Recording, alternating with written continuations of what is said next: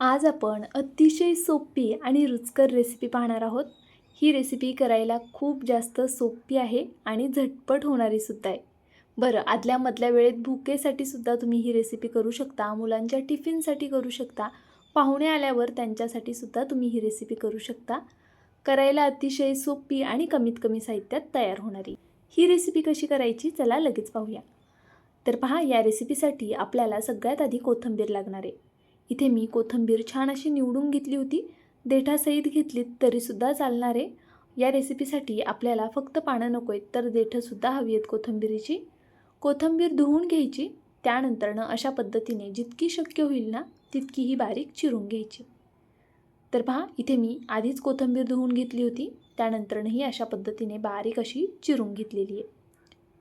आता आपल्याला काय करायचं आहे, एक मिक्सरचं भांडं घ्यायचं आहे. पहा, इथे मी एक मिक्सरचं भांडं घेतलेलं आहे. आता यामध्ये ना तुम्हाला जितपत तिखट हवं आहे त्यानुसार मिरची घालून घ्यायची. इथे मी 2 हिरव्या मिरच्या घातलेल्या आहेत आणि 3-4 पाकळ्या लसूण घातलेल्या आहे. त्यानंतरनं यामध्ये एक लहान वाटी बेसनपीठ घालायचं. पहा, अगदी लहान वाटी आहे. 1 वाटी मी इथे बेसनपीठ घालून घेतलं. तुम्ही किती जणांसाठी करताय त्यानुसार तुम्हाला सर्व साहित्यांचं प्रमाण ठरवायचं आहे. ही रेसिपी मी 2 जणांसाठी करते आहे, त्यानुसार मी हे सर्व प्रमाण घेते आहे. इथे पहा, मी दूध घेतलेले अर्धा पेला. आपण जसं लागेल तसं यामध्ये दूध घालून हे मिक्सरला फिरवून घ्यायचे. एक गोष्ट लक्षात घ्या, आपल्याला यामध्ये दुधाचाच वापर करायचा आहे, पाण्याचा वापर करू नका. दुधामुळे या रेसिपीची चव खूप छान येते, तर नक्कीच तुम्ही दुधाचा वापर करून पहा. आणि मी इथे अर्धा पेला दूध घेतलं होतं, तर आपल्याला या एका वाटीसाठी अर्धा पेला दूध लागलेलं आहे. पहा, पीठ खूप जास्त घट्ट ठेवायचं नाही आहे आणि अगदीच पातळही करायचं नाही आहे. तर इथे मी अशा पद्धतीने हे वाटून घेतलेलं आहे. इथे मी 2च हिरव्या मिरच्यांचा वापर केला आहे, पण तुम्ही जर जास्त तिखट आवडत असेल तर जास्तीची मिरची नक्कीच घालू शकता. आता पहा, याच मिक्सरच्या भांड्यामध्ये मी कोथिंबीर घालून घेणार आहे. तर इथे कट केलेली संपूर्ण कोथिंबीर आपण घालून घेऊया. त्यानंतरनं यामध्ये चवीनुसार मीठ घालून घ्यायचे. आपलं पीठ जितकं आहे ना तितपतच आपल्याला मीठ यामध्ये घालून घ्यायचे. त्यानंतर अगदी थोडीशी हळद घालून घेतली. जास्तीचे काही मसाले घालायचे नाही आहे, फक्त हळद पावडर घालायची आपल्याला. एक लहान चमचा पांढरे तीळ घातले आणि एक लहान चमचा जिरं घालून घेतलं. आता हे सर्व साहित्य आपण छान असे एकजीव करून घेऊया. पहा, आपल्याला हे मिक्सरमध्येच असं एकजीव करून घ्यायचं आहे. आपल्याला मिक्सरला हे फिरवायचं नाही आहे बरं का. अशा पद्धतीने आपल्याला हे फक्त मिक्स करून घ्यायचं आहे. तुम्ही हे बाउलमध्ये पण करू शकता, पण मग पुन्हा आपण हे पीठ बाउलमध्ये काढणार आणि परत एका दुसऱ्या प्लेटमध्ये ट्रान्सफर करणार. म्हणून मग मी फक्त यामध्येच अशा पद्धतीने कोथिंबीर घालून हे मिक्स करून घेतलेलं आहे. तर पहा, आता आपलं हे सर्व पीठ छान असं एकजीव झालेलं आहे. आता आपण काय करूया, एका प्लेटला थोडं तेल लावून घेऊया. तर पहा, मी इथे एक प्लेट घेतलेली आहे. याला आता आपण अशी संपूर्ण तेल लावून घेऊया. अशा पद्धतीने तेल लावताना थोडं जास्तीचं लावायचं, म्हणजे हे बॅटर खाली तळाला चिकटणार नाही. तर चला, तेल लावून झालेलं आहे. आता काय करायचं आहे आपल्याला, कोणत्याही एखाद्या मोठ्या पातेल्यामध्ये किंवा कढईमध्ये अशा पद्धतीने पाणी गरम करायला ठेवायचं. त्यामध्ये तुम्ही कोणत्याही प्रकारचं स्टँड ठेवू शकता, म्हणजे मग आपली प्लेट खाली पडणार नाही किंवा पाण्यामध्ये वगैरे डुबणार नाही. तर पहा, मी खाली एक प्लेटच ठेवलेली आहे आणि त्यावरती अशा पद्धतीने जे तेल लावून ठेवलेली प्लेट होती ना ती ठेवली आणि त्यामध्ये हे सर्व बॅटर घालून घेते आहे.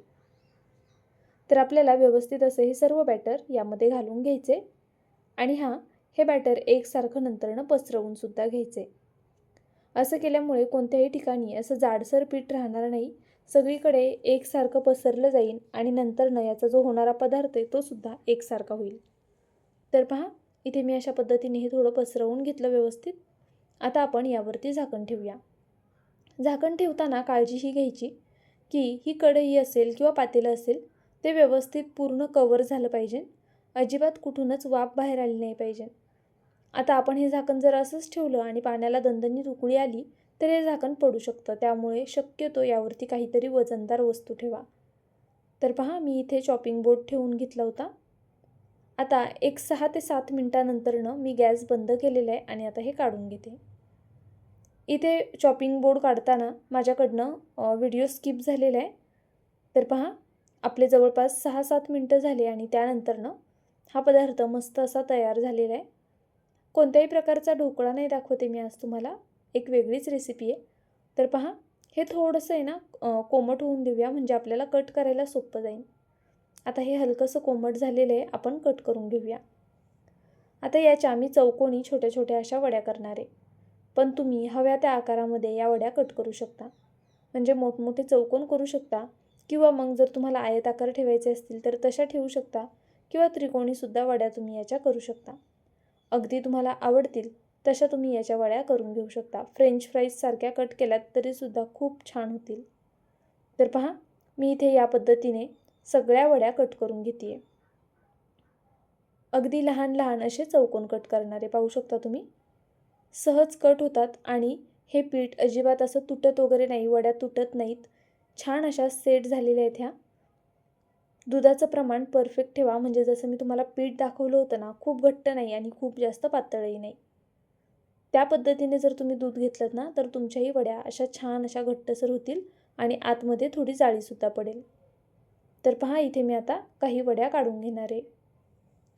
वड्या काढताना शक्यतो सुरीच्या मदतीनेच काढा. सुरीला खाली टोक असतं आणि सुरी थोडी पातळ पण असते, त्यामुळे वड्या काढायला सोपं जातं.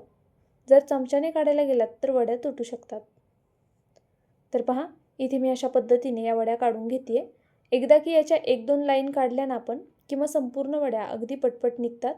मी तुम्हाला थोड्याशा दाखवते आणि मग बाकीच्या वड्या काढून घेते. तर पहा, आता 2 लाईन झाल्या ना की अशा पद्धतीने सुरी आतपर्यंत अशी खालीही करायची, म्हणजे मग आपल्या ह्या संपूर्ण वड्या एकसारख्या निघून येतील. तर मी अशाच पद्धतीने आता ह्या सगळ्या वड्या काढून घेणार आहे. पहा, इथे आपल्या सगळ्या वड्या काढून झाल्या आणि यामध्ये हा जो चुरा राहिला आहे ना, हा तुम्ही कोणत्याही भाजीमध्ये वापरू शकता. म्हणजे संध्याकाळी जेवणामध्ये तुम्ही जी कोणती रस्सा भाजी करणार असाल ना, त्यामध्ये तुम्ही हा चुरा घालू शकता. आणि त्याचबरोबर या वड्यासुद्धा घालून तुम्ही छान अशी आमटी तयार करू शकता. जसं आपण चिकन मटनसाठी वाटण काढतो ना, तसं वाटण काढायचं आणि मग त्या वड्या त्या भाजीमध्ये सोडून द्यायच्या. ती रेसिपीसुद्धा आपल्या चॅनलवरती मी आधी अपलोड केलेली आहे. जर तुम्ही पाहिली नसेल तर नक्की पहा. कदाचित कोथिंबीरमध्ये दूध ओततानाचा थंबनेल असेल. जर पाहिली नसेल तर नक्कीच पहा. आता हे काय करायचं आहे आपल्याला, एका कढईमध्ये मोहरी घालून घ्यायची, सोबतच जिरं घालायचं. जिरं मोहरी छान अशी तडतडून द्यायची. त्यानंतर पांढरे तीळ घालायचे. पहा, कढईमध्ये तेल खूप जास्त घालायचं नाही आहे, तेल थोडं बेतात घाला. आता आपण हे जिरं मोहरी आणि तीळ तडतडले ना आपले, की त्यानंतर कढीपत्त्याची पानं घातली आहेत मी, आणि कढीपत्त्याच्या पानांवरच थोडंसं लाल तिखट आणि सोबत हळद घातलेली आहे. आता इथे अर्धा चमचा कश्मीरी लाल मिरची पावडर घातलेली आहे, ज्यामुळे रंग छान येईल वड्यांना. आपण आता हे सर्व एकजीव करून घेऊया. पहा, अशा पद्धतीने हे सर्व छान असे मसाले तेलावरती परतवून घेतले. त्यानंतर या वड्या यामध्ये घालून घेतल्या आणि पहा, गॅसची फ्लेम मिडियम ठेवलेली आहे. मिडियम टू हाय फ्लेमवरच आपल्याला ह्या वड्या तळून घ्यायच्या आहेत. असं केल्यामुळे काय होईल, छान असा वड्यांना एक कुरकुरीतपणा येईल आणि वड्या खायला जास्त चवदार लागतील. तर पहा, असं मध्ये मध्ये सतत हलवत मी ह्या वड्या करून घेते आहे. व्हिडिओ इथपर्यंत पाहिला आहे. थोडा जरी आवडला असेल तर प्लीज व्हिडिओला एक लाईक नक्कीच करा. नवीन असाल, सबस्क्राईब केलं नसेल तर सबस्क्राईबसुद्धा करून घ्या. आणि तुम्ही माझा हा व्हिडिओ कुठून पाहताय ते सुद्धा प्लीज मला कमेंट करून नक्कीच कळवत जा. तर पहा, अशा पद्धतीने मी ह्या सर्व वड्या आधेमध्ये हलवत छान अशा फ्राय करून घेते आहे. गॅस थोडा मोठाच ठेवायचा आणि अशा छान ह्या सारख्या अशा हलवत परतवून घ्यायच्या. पाहू शकता तुम्ही, अप्रतिम झालेल्या आहेत. यामध्ये जे आपण तीळ घातलेले आहेत ना, त्यामुळे सुद्धा या वड्या छान लागतात. आणि तुम्ही कधीही ना थोडीशी मिरची जास्त घाला, त्यामुळे पहा अजून जास्त चव येईल छान वड्यांना. तिखट तुम्ही तुमच्या आवडीनुसार नक्कीच कमी जास्त करू शकता. तुम्हाला हवं तर तुम्ही 1-2 पाकळ्या लसणाच्या सुद्धा यामध्ये ठेचून घालू शकता. जेव्हा आपण फोडणी तयार करतो ना, त्यावेळी तुम्ही नक्कीच एकदा लसूणसुद्धा घालून पहा. तर आता मी ह्या संपूर्ण वड्या एका प्लेटमध्ये काढून घेते. खूप जास्त रुचकर होतात. तुम्ही हवं तर या वड्या तळून केल्यात ना तरीसुद्धा चालणार आहे. असं भरपूर तेल घालून त्यामध्ये तळल्यात तरीसुद्धा चालू शकतं. अजिबात तेलकट होत नाही. फक्त तळताना एक काळजी घ्या की गॅसची फ्लेम मिडियम टू हाय ठेवा, लो ठेवू नका. तर पहा, इथे आपल्या ह्या मस्त अशा चटपटीत वड्या झालेल्या आहेत. त्याचबरोबर खूप जास्त पौष्टिकसुद्धा आहेत. लहानांपासून मोठ्यांपर्यंत सगळ्यांना आवडतील अशा ह्या वड्या आहेत. तुम्हालाही जर ही रेसिपी आवडली असेल तर प्लीज व्हिडिओला एक लाईक नक्की करा. नवीन असाल तर सबस्क्राईब करा आणि हा व्हिडिओ मित्रमैत्रिणींमध्ये शेअर करायला मात्र विसरू नका. उद्या पुन्हा भेटूया अशाच एका छानशा रेसिपीसोबत. तोपर्यंत bye. Thank you so much for watching.